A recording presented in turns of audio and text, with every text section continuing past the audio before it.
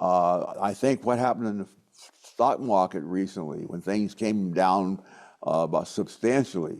I want to show you one of my absolute heroes. You guys ask me in the Q&As all the time, what is the interview that I enjoyed most after, for the decade plus that I've been doing this? And it is when I went to Stanford and interviewed Thomas Sowell. He does not do many interviews.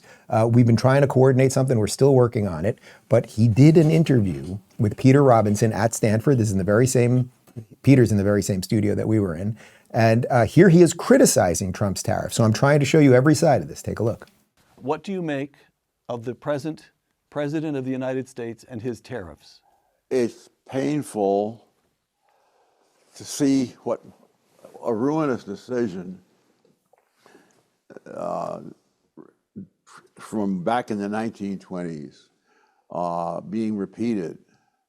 Now, insofar as he's using these tariffs to get very strategic things settled, and that he is satisfied with that. But if you set off a worldwide trade war, that has a devastating history.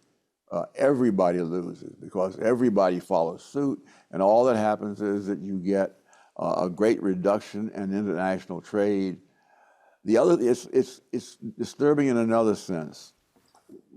Franklin D. Roosevelt, when he was president in the 1930s, said that you have to try things, and if they don't work, then you admit it, you abandon that, and you go on to something else, and you try that until you come across something that does work. Now that's not a bad approach if you are operating within a known system of rules. Mm. But if you are the one who's making the rules, then all the other people have no idea what you're going to do next. And that is the formula for having people hang on to their money until they figure out what you're going to do. And when a lot of people hang on to their money, you can get results such as you got during the Great Depression of the 1930s. So if this is just a set of short-run ploys for various limited objectives limited in time, fine, maybe. But if this is going to be the policy for 4 long years, that you're going to try this, you're going to try that, you're going to try something else, a lot of people are going to wait.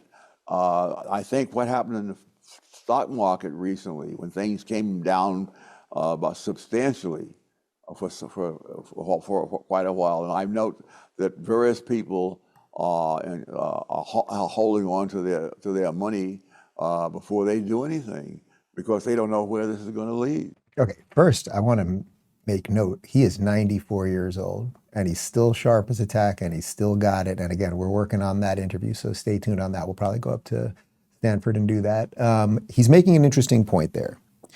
What you don't want to do is set off a worldwide trade war, right? So you suddenly rejigger the entire system, right? And you start charging people different things and you rip up all these deals.